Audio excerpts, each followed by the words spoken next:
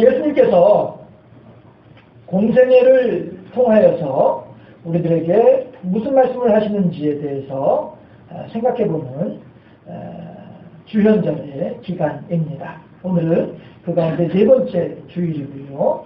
예.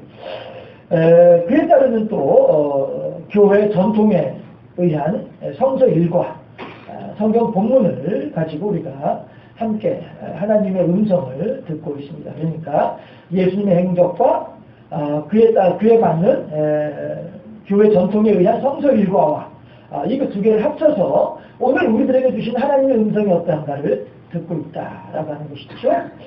했을 때에 예수님께서는 무엇이라고 말씀을 하시느냐 하면 유대인의 누룩을 조심하라, 유대인의 누룩을 주의하라 라고 말씀하셨단 말이에요. 그랬더니 이 제자들이 어떻게 하지?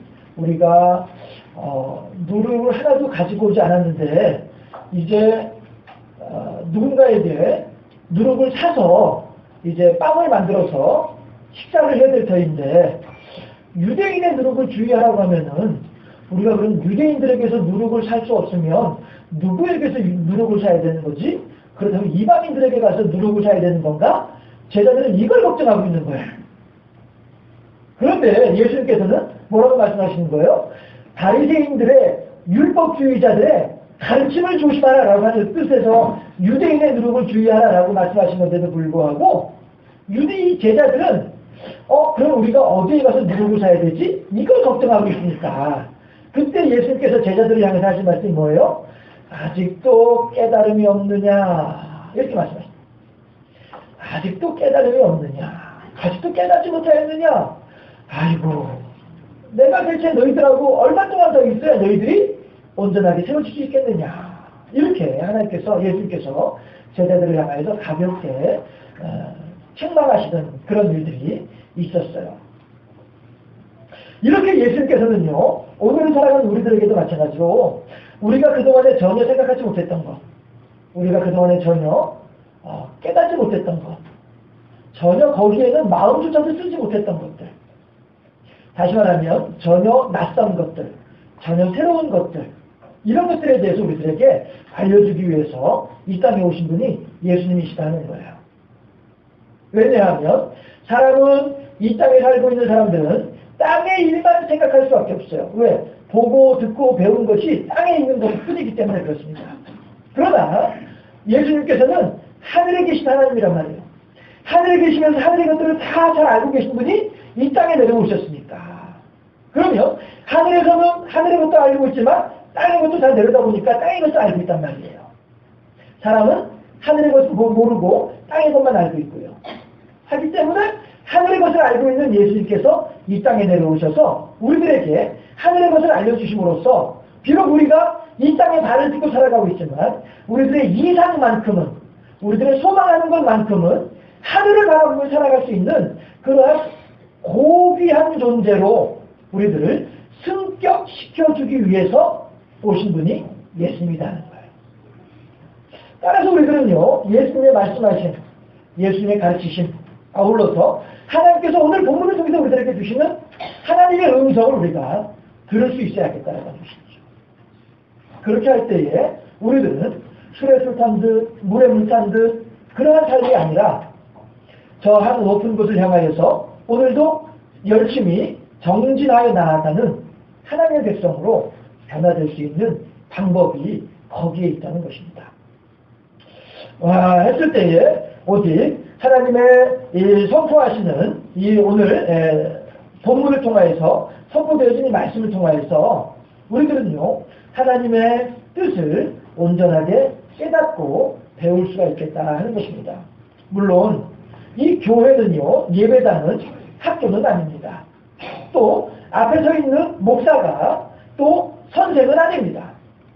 그렇지만 우리가 함께 하나님의 말씀이 어떠한지를 상고하면서 베레아 사람들이 그랬던 것처럼 말이죠. 날마다 그 말씀이 어떠한지를 상고하는 가운데에 하나님의 선하시고 온전한 뜻이 우리들에게 선하게 전달되어지면 온전하게 우리들에게 드러나지게 되면 그제서야 비로소 우리들은 오늘의 삶이 아니라 오늘의 삶에 머무는 것이 아니라 영원한 삶으로의 소망을 간직할 수 있기 때문이다 하는 것입니다. 따라서 오늘 이 선포되어지는 말씀을 통해서 성령께서 우리들 각자에게 주시는 말씀하신 음성이 있을 터인데 그 음성을 들으면서 보다 더 깊어지고 보다 더 성숙해지고 보다 더 진실해지고 하나님의 은혜와 사랑을 더욱더 깊이 깨달아 알아가는 복된 시간이 되어지는 우리 모두가 될 수 있기를 주님의 이름으로 축원합니다. 자연 세계를 보면요, 저는 이제 어렸을 때부터 동물의 왕국 이거 참 즐겨 보았었거든요. 자연 세계를 보면은 짐승들은 누가 가르쳐주지 않아도 자기 혼자서 얼마든지 살아나갈 수 있습니다.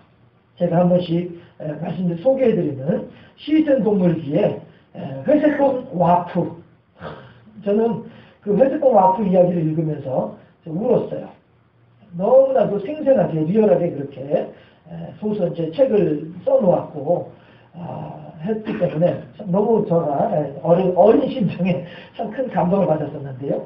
이 와프가 아주 깐난하기 때문에 어렸을 때에 이 사냥꾼에 의해서 어미곰이 죽어요. 죽고 자기 혼자만 떨어져가지고 거기서 이제 살아남는 방법이에요. 살아남는 거예요. 그러면서 참 여러 이제 뭐 쫓겨다니기도 하고 생명의 위협을 당하기도 하고 이렇게 하면서 결국에는 이제 한 세상을 잘 살아서 이제 나이가 늙어서 곰들도 온천을 하더라고요. 곰들도 나이가 늙어지니까 온천을 하더라고요. 그래서 뜨뜻한 물속에 들어가서 온천도 하고 이렇게 하다가 결국엔 이제 그 붉은 곰에 의해서 아메리카 붉은 곰에 의해서 죽임을 당하면서 이제 와프의 삶이 끝나는 그런 동물기를 읽어본 적이 있었습니다만은 그건 그냥 이 시즌이라고 하는 사람이 그 자연 생태계를 이렇게 관찰하면서 관찰한 내용을 기반으로 해서 이제 약간 각색을 해가지고 써놓은 책이죠. 그런데 실제로 그와 비슷한 일들을 얼마 전에 텔레비전에서 보았어요. 그러니까 요 근래에 벌어진 일이에요. 아파트 9층에다가 원앙이 6마리 알을 까놨어요. 아파트 9층 보일러실에다가 어떻게 그 집주인이 보일러실 문을 열어놨던 모양이에요. 원앙이 그 안에 싹 들어와가지고 거기다가 둥지를 틀고서는 알을 6개를 까놓았어요. 그랬더니 원앙 알 6개가 다 이제 알이 부화가 돼가지고 병아리가 됐네요. 그러니까 이것들이 어떻게 하냐면요, 아파트 9층이에요. 높이로 20m 높이랍니다. 그런데 조금 지나가지고 이제 날개가 다 이렇게 말리고 나니까 펄쩍 뛰어 올라가서 상태를 뛰어 오르는 거예요. 그러고 나서도 아파트 9층에서 밑으로 그냥 떨어져 버려요. 20층 높이에요. 사람이 아무튼 전에 아파트 9층에서 떨어져요. 어떻게 되겠어요? 하나도 안 죽었어요. 다 살아났어요. 희한하죠. 그게 자연이더라는 거예요. 원앙은 그게 습성이랍니다. 둥지에서 알을 따고 나면은 곧바로 이 어미 원앙이 불러요. 꾹꾹꾹꾹 하면서 부르더라고요. 부르니까 그 어미 원앙의 부름을 따라서 그 높은 둥지에서 바닥으로 그냥 떨어진다는 거예요. 떨어져가지고서는 다 모여가지고 어미 원앙에 따라서 쫄쫄쫄쫄 해가지고 강으로 가는 거예요. 그렇게 태어나가지고 뭐 10분, 20분 만에 헤엄치는 거예요. 저는 지금도 헤엄 못합니다. 이것들은 10분, 20분 만에 헤엄치는 거예요. 이게 왜 그래요? 안 가르쳐 주어도 본능에 따라서 이렇게 하게 될 거라는 것이죠. 그러나 사람은 그렇지 않다는 거예요. 사람은 그렇지 않다는 거예요. 제가 어렸을 때에 이 설교 말씀을 준비해 오늘 아침에 설교 원고를 다시 이렇게 읽어보면서 묵상하면서 설교 내용을 다시 한번 묵상하면서 제가 문득 떠오르는 기억이 하나가 있었어요. 까맣게 잊어버리고 있다가. 뭐였냐면 제가 중학교 1학년 때였던 것 같은데요. 이제 정월 대보름을 맞아서 동네 어른한테 세례를 하러 갔었어요. 그랬더니 그때 그 어른이 하시는 말씀이 저한테 덕담으로 하시는 말씀이 이 말씀이었어요. 공부가 무엇이냐? 공부가 무엇이냐? 이러시더라고요. 그래서 제가 뭐 학교 공부 열심히 하는 게 공부 아니겠어요? 이랬더니 싸울 공에 사내 붙자가 공부다. 이러세요. 그러면서 사내로서 마땅히 해야 할 일이 공부다. 이러시는 거예요. 그래서 저는 그때 속으로 에이 할아버지 무슨 말씀이세요? 사내라면은 열심히 일을 해가지고 돈을 벌어서 가족을 먹여 살리는 게 사내가 할 일이지 무슨 공부가 사내가 할 일이라고 하세요. 제가 그 당시에는 말로는 이해했으면서도 속으로는 그렇게 생각을 했었어요. 그런데 생각을 해보니까 사람이란 이렇게 늙어 죽을 때까지 늘 배우는 게 사람이구나 하는 생각을 다시 해보게 돼요. 왜 그러냐면 논어에 인생상락이라고 하는 것이 있잖아요. 공자께서 가르쳐주시는 사람이 이 세상을 살아가는 가운데 기쁘고 즐거운 것 세 가지가 있는데 그 중에 첫 번째가 뭐예요? 이거잖아요. 하기 시습지면 두렵 여로하라. 사람이 배우고 때때로 익히면 그 또한 기쁘지 아니한가. 이것이 공자께서 우리들에게 가르쳐주는 인생의 즐거움 가운데 으뜸이다라고 하는 것이죠. 이걸 배우고 이제 두 번째가 친구에 대한 이야기이고 세 번째가 명예에 대한 이야기이죠. 누군가가 나를 알아주지 않는다 할지라도 내가 초연한 자세를 취할 수 있다고 한다면 그 또한 기쁘지 않겠는가. 이것이 이제 인생 삼락의 마지막 세 번째인데요. 여러분 우리들은 어떠합니까? 이 공자의 가르침, 사람이 때때로 배우고 익히면 그 또한 기쁘지 아니하냐 라고 하는 가르침. 또 하나가 있어요. 제가 이거 설교 준비하면서 이제 새롭게 알게 된 내용인데요. 활도노, 학도노, 환유삼분, 그 다음 뭐죠? 글씨가 안 보이네? 학불도. 이게 무슨 뜻이겠어요? 사람이 늙을 때까지 살고요. 또한 사람이 늙을 때까지 배운다 한들, 다시 말해서 평생을 통해서 배운다 한들 전체 지식의 3할인들을 배울 수 있겠느냐. 그러므로 학문의 경지는 이룰 수가 없다. 배워도 끝이 없다라고 하는 그런 중국의 속담이라고 한답니다. 이것을 모택동이라고 하는 양반이 그렇게 조언했다고 하더만요. 자, 이렇게 사람이란 늘 이렇게 배우면 끝이 없다라고 하는 것이 우리 조상들의 생각이고 마음이었다 하는 것입니다. 그런가 하면 요 근래에 사람들의 심리에 대한 과학도 많이 이제 발달을 했어요. 그래서 이번에 서양의 심리학자들이 주장하는 바가 무엇이냐 하면은요, 사람들은 태어나서 3살이 될 때까지 엄마로부터 받는 영향이 대단히 크답니다. 그래서 이 3살 될 동안에 엄마로부터 받은 교육, 엄마로부터 받은 영향이 그 사람의 무의식 속에 자리 잡고 있어서 그 사람의 평생을 좌우한다, 영향을 끼친다. 이런 얘기를 학자들이 하고 있습니다. 그런데요, 제가 이 내용을 배우기 이전에 먼저 경험했던 것들이 하나가 있어요. 엄마가 게임 중독이에요. 그래서 그 당시에 아이가 4살 된 아들이 하나가 있었고요. 이제 기어다니는 젖먹이 딸이 하나가 있었거든요. 게임 중독이다 보니까 이 젖먹이 딸아이를 돌보질 않아요. 그러니까 이 젖먹이 딸아이는 늘 엄마 앉아있는 책상 밑에서 와가지고 울어요. 이게 아이의 하는 일이에요. 그렇게 하고요. 자면서도 칭얼대고요. 엄마가 이 책을 읽어 돌봐주질 않으니까 컴퓨터 모니터 앞에 있어가지고 게임만 하고 앉아있으니까. 이렇게 하고요. 그 아들아이, 4살짜리 어린이집 다니는 아들아이도 마찬가지로 어린이집에서 이상 행동을 하는 거예요. 혼자서 진짜 벽 보고서 씹기도 하고 말이죠. 아이들하고 어울리지도 않고 말이죠. 말도 잘 안 하고, 먹으라면 겨우 이제 먹는 돈 많은 둥하고 말이죠. 그냥 심심하고 그냥 바지에다 오줌 싸고 말고. 이런 일들을 제가 보았었어요. 그런데 그런 걸 보면서 이 3살이 될 때까지 엄마의 영향력이 이만큼 지대하다라고 하는 것을 배우고 나니까 그때 그 아이들이 생각이 나더라는 것이죠. 우리들은요, 이렇게 사람은 끝까지 늙어 죽을 때까지 배워야만 한다 하는 것입니다. 1920년에 인도에서 사람들이 이 가축들을 해치는 호랑이를 잡기 위해서 사람들이 이제 모여들었어요. 밀림에 들어갔어요. 해서 호랑이를 찾다가 사람을 발견을 해요. 굴 속에서 늑대가 살고 있는 늑대 굴 속에서 살고 있는 여자아이 2명을 발견을 해요. 보통 대략 이렇게 나이가 이제 따져보니까 한 7, 8살 정도 돼 보이는 그런 여자아이들이었었어요. 그래가지고 이 아이들을 이제 일단 사람들이 데리고 나왔죠. 그래서 어떻게 할까 하다가 싱이라고 하는 이름을 쓰는 목사님이 운영하는 고아원이 있었어요. 그래가지고 그 싱 목사가 운영하는 고아원에 이 아이들을 맡겼어요. 그랬더니 이 고아원에서 이제 한 아이는 아말라, 또 다른 아이는 카말라라고 하는 이름으로 이름도 붙여주고서 이제 이렇게 지냈어요. 그런데 이 아이들이 네 발로 기어다니고요.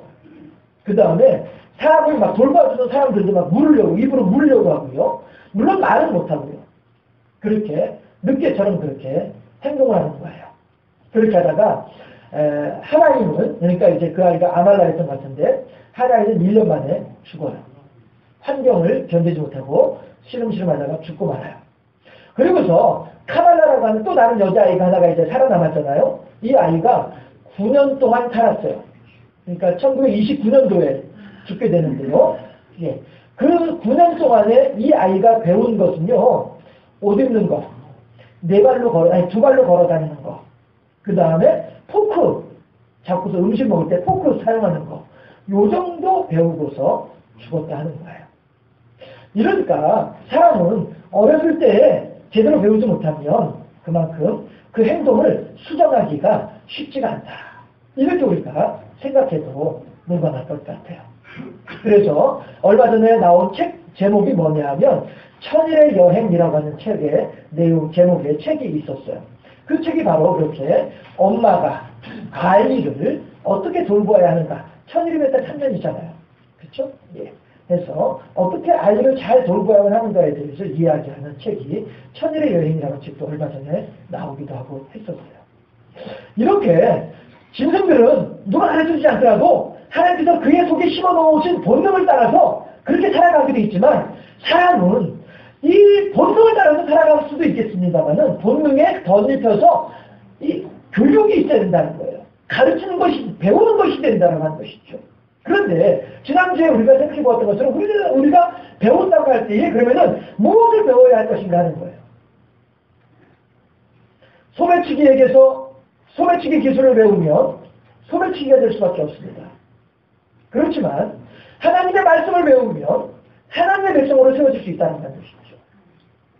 수전도를 통해서 어떻게든 돈을 끌어모으는 방법을 배운 사람은 그렇게 어떻게든 남의 주머니에서 내 주머니로 옮겨오려고 자랑을 하는 삶을 살아가게 될 것이며 도리어 사람과 자기를 베풀어주는 교육을 받은 사람이라고 한다면 그렇게 여러 사람들과 더불어 나누는 삶을 살아가는 사람으로 성장하지 않겠는가 하는 것입니다.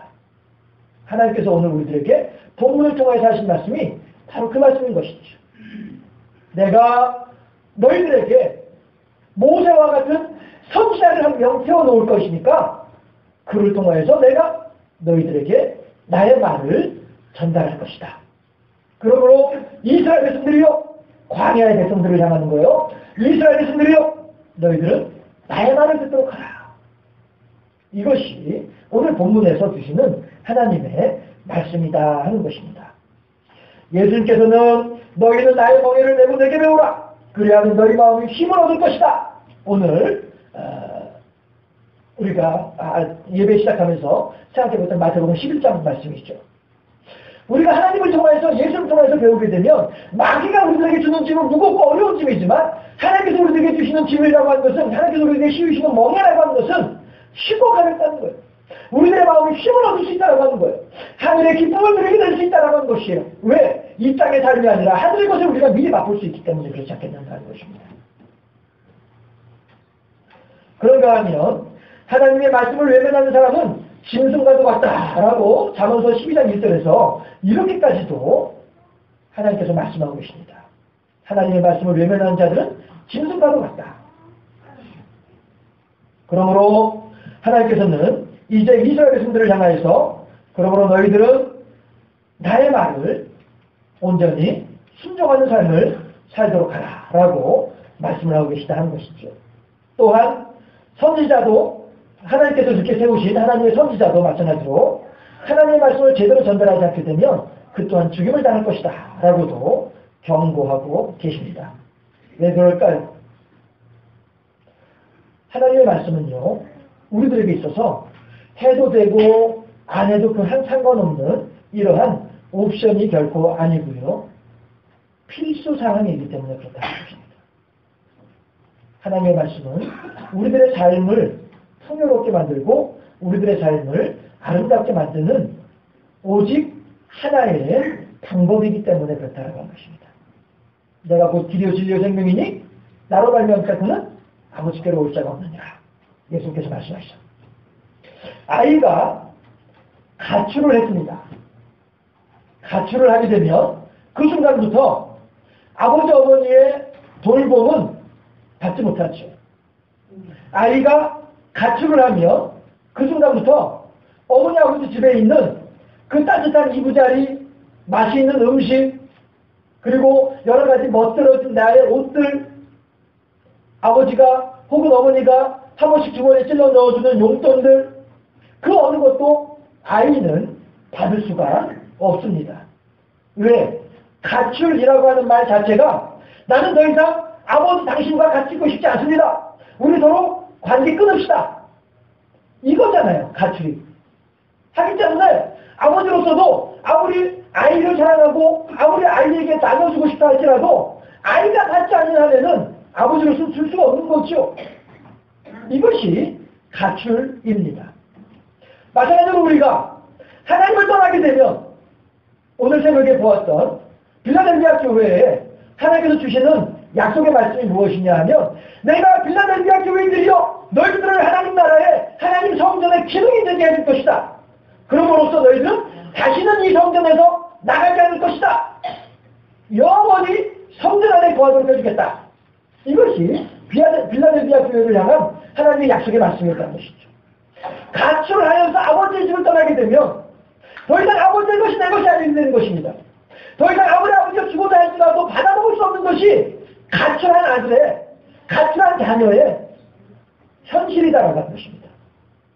우리가 하나님을 떠나게 되면, 우리가 하나님의 말씀을 외면하게 되면, 우리가 하나님의 가르침을 무시하게 되면 하나님과의 관계가 단절되어지고 말면 과연 우리들은 어디에서 평강을 얻을 것이며 과연 어디에서 우리들은 영원한 생명의 길을 찾을 수 있겠는가 하는 것입니다. 살았다 하는 이름은 가져주되 실상은 죽은 자라고 책망을 받았던 두아디아 교회를 우리들은 잘 알고 있습니다. 마찬가지로 우리들 또한 하나님과의 관계가 단절되어지며 우리들은 우리들 마음대로 자행자재하며 우리들 마음대로 한 세상 잘 살아간 것처럼 느껴지는지 모르지만 그 인생의 마지막이 무엇일 것이며 그 허무한 마지막을 향하여 달려가는 그 발걸음인들 무슨 의미가 있겠는가 하는 것입니다.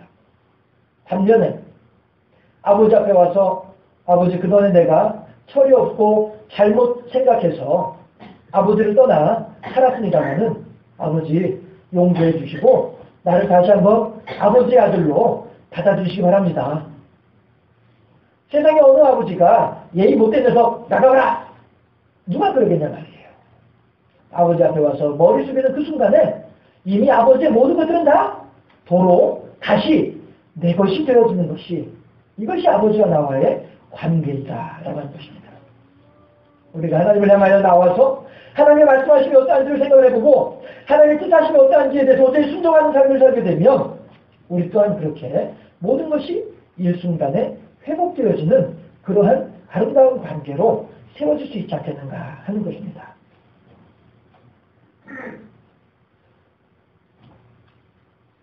구르는 돌에는 이끼가 끼지 않는다고 하였습니다. 우리들은 이제 2015년도를 맞이하여서 새로운 어떤 그러한 전기가 마련되어지는 한 해가 아니겠는가 생각을 하고 있습니다.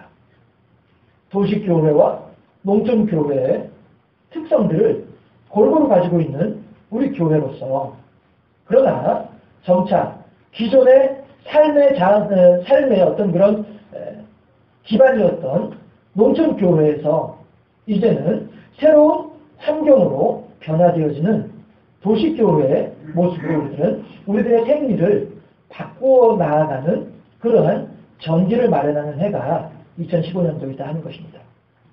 했을 때에 여러 가지로 혼란스럽고 여러 가지로 생소한 일들도 있을 수 있을 것입니다. 그렇지만 이 과도기를 거치게 되면 생소한 것이 결코 잘못된 것은 아니기 때문에 우리들이 이 과도기를 잘 거치게 되면 참 우리 교회는 더욱더 풍성한 하나님의 일꾼으로서의 역할을 잘 감당할 수 있게 될 것이다 하는 것입니다. 조금 얘기가 길어지긴 합니다만 어저께 저는 아이들하고 같이 축구를 보면서 참 너무나도 우리 교회와 가장 잘 맞아떨어지는 그러한 상황이로구나 하는 것을 생각을 했었어요. 혹시 축구 보신 분들은 아시겠습니다만은 어떻게 수비수를 최전방 원톱 공격수로 내보낼 수 있는가 하는 것이죠. 어떻게 그동안에 공격만 하던 사람을 중간 수비수로 내려낼 수가 있는가 하는 것입니다. 그런데 그렇게 함으로써 너무나도 귀한 결과들을 만들어내는 걸 보면서 그렇지. 낯선 것, 생소한 것, 해설자조차도 이거 이상한데요 라고 얘기할 정도로 그렇게 낯선 것이었음에도 불구하고 결과는 참으로 좋았더라. 물론 이겼으면 더 좋았겠습니다만 말이죠. 우리가 변화에 대해서 두려워하지 맙시다. 우리가 바뀌어져 가는 것에 대해서 낯설고 어색하지만 그렇다고 해서 물러나지 맙시다. 전진하여서 당당하게 변화를 잘 감당하게 되면 그 변화 속에서 하나님께서는 우리들을 통하여 큰 영광을 받으실 것이고 더 많은 생명들을 하나님의 품으로 인도해 나아가는 그런 일꾼이 되는 우리 교회가 되어질 것입니다. 오늘 본문을 통해서 하나님께서는 오늘 본문 19절에서 하시는 말씀이 함께 합독해 보실까요? 오늘 본문 18장 19절 말씀입니다. 19절을 합독해 봅니다. 누구든지 내 이름으로 전하는 내 말을 듣지 아니하는 자는 내게 벌을 받을 것이요. 우리 교우들을 향한 하나님의 말씀입니다. 20절은 제가 봉독하겠습니다. 만일 어떤 선지자가 내가 전하라고 명령하지 아니한 말을 제 마음대로 내 이름으로 전하든지 다른 신들의 이름으로 말하면 그 선지자는 죽임을 당하리라 하셨느니라. 아멘. 20절은 저 같은 사람에게 하시는 하나님의 말씀이 되겠죠. 우리들은요, 하나님께서 우리들의 삶의 현장을 통해서 여러 가지 상황을 통하여서 또 각자의 성령의 마음속에 성령의 교통하심을 통하여 하시는 말씀들이 있더라는 것입니다. 그 말씀하심에 온전히 순종함으로써 영원한 생명의 길을 가르쳐 주시는 하나님의 말씀 앞에서 우리의 지금까지의 삶의 모습을 변화시키고 생각을 성숙시킴으로써 하나님께서 우리들을 마음껏 활용하실 수 있도록 하나님의 착하고 충성된 종으로 하나님의 선한 도구로 세워져가는 복된 삶을 살아가는 우리 모두가 될 수 있기를 주님의 이름으로 축원합니다. 기도하겠습니다.